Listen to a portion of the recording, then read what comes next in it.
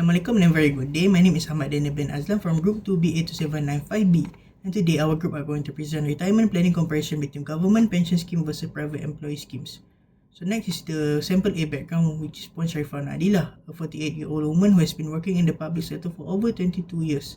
She worked as a primary school teacher in public school, where she received an annual salary of 90,000 per year. She expected to retire at the age of 60 years old, and she estimated to live until the age of 80 years old. Next is her retirement needs, which is the first year retirement income is RM81,131 ringgit.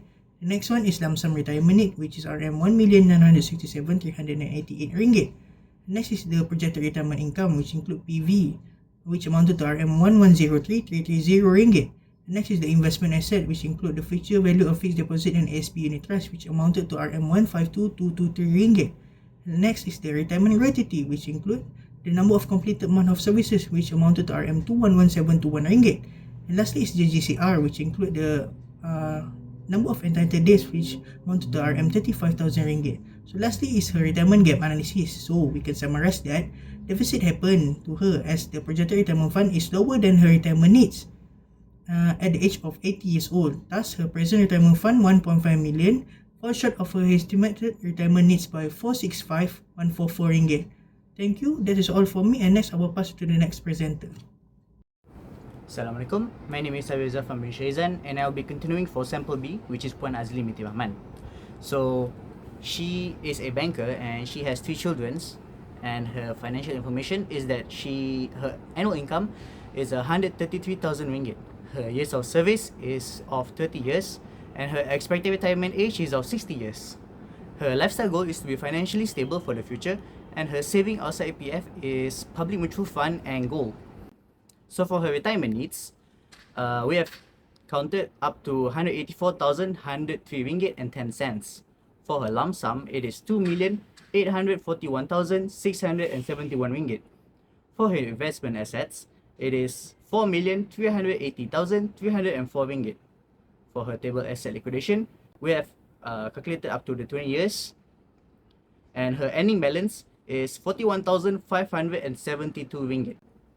So for her retirement gap, her lump sum is 2,841,671 ringgit, and her retirement fund is 4,380,304 ringgit.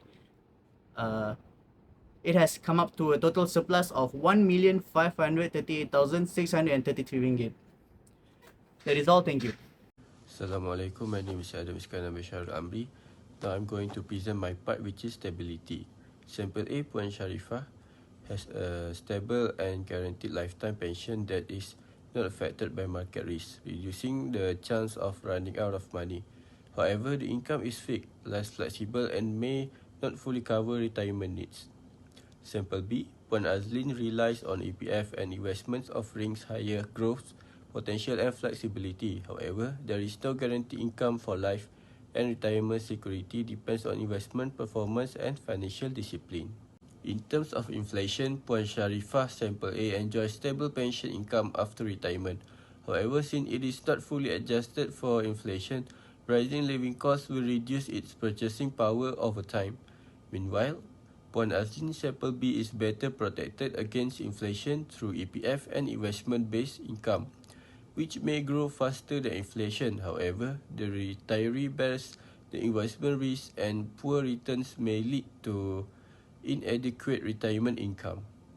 After retirement, government servants like Puan Sharifah receive free medical treatment at public hospitals, which helps as healthcare needs increase with age, although waiting times are longer.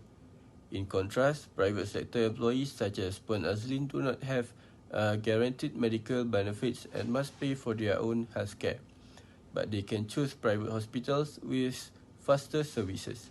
Overall, government retirees have better medical security compared to private retirees. Next, this slide compares sustainability between Sample A and Sample B. For Sample A, Puan Sharifah, the government pension provides a lifetime guaranteed income, making it highly stable with no market or longevity risk. However, she faces a retirement gap of 465 ringgit, limited income flexibility and exposure to inflation and policy changes. For sample B, Puan Azli, sustainability is stronger with a retirement surplus of over 1.5 million ringgit. Her EPF and diversified investment allow flexible withdrawal and higher growth potential, but sustainability depends on market performance and personal financial discipline. After that, this slide compares risk exposure between sample A and sample B. In terms of risk exposure, sample A carries low financial risk but loses purchasing power over time. Sample B faces higher market liquidity and property risk, but this can be managed through diversification and asset allocation. Overall, sample A offers stability while sample B offers a stronger long-term security. Today, I will be presenting recommendation for Puan Sharifah. So, Puan Sharifah faces a retirement gap of 465,144 ringgit, which requires structured and disciplined financial planning. To manage this, a capital liquidation strategy over 20 years is recommended, allowing her to withdraw funds gradually while preserving her retirement capital.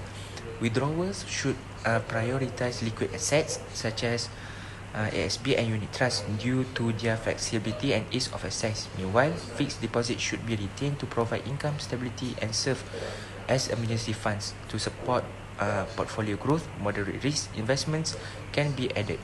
The use of annuities is also recommended to secure a minimum and stable cash flow, helping to reduce risk. In addition, health and life insurance coverage is important to protect against unexpected medical and financial expenses. Practicing disciplined spending and control withdrawals is crucial to ensure retirement funds last throughout retirement. Moving on to the portfolio optimization, the focus is on liquid and moderate risk assets such as ASB, balanced funds and fixed income instrument. A higher allocation to liquid assets support retirement withdrawals. The portfolio should be adjusted according to market condition with dynamic rebalancing to protect capital during downturns. In conclusion, these recommendations aim to close Puan Sharifah retirement gap while ensuring financial stability and sustainability. Now I will explain the retirement recommendations for Puan Azlin, focusing on her retirement strategy and portfolio optimization. First, under the retirement strategy, Puan Azlin is in a strong financial position with a retirement surplus of 1,538,633 ringgit. Although she doesn't face a funding gap, a structured retirement plan is still essential to maintain flexibility and long-term security. The recommended approach is the capital liquidation method, where she withdraws funds annually to cover expenses while allowing high-growth investments to continue appreciating. In addition, her excess cash should be reinvested, and annuities can be used to ensure a minimum and stable income during retirement. Proper insurance coverage is also emphasized to protect her family and lifestyle. To further strengthen retirement security, diversification into assets such as property income funds, global unit trusts, and sukuk-based investment is suggested to hedge against inflation and support long-term wealth and legacy planning. Moving to portfolio optimization, a structured 6-step process is applied to maximize returns while maintaining liquidity. This includes selecting diversified asset classes, allocating assets strategically, adjusting exposure based on market cycles, choosing liquid securities, monitoring performance to achieve a 6% return target, and rebalancing assets based on retirement needs. This strategy preserves capital, enhances portfolio longevity, and ensures financial independence throughout retirement. To summarize, the government pension scheme prioritizes a predictable lifetime income. Meanwhile, the EPF system places responsibility on the individual, offering greater flexibility and higher return potential. In conclusion, sample B is more secure due to surplus and diversification, while sample A is more predictable but financially constrained. Thank you.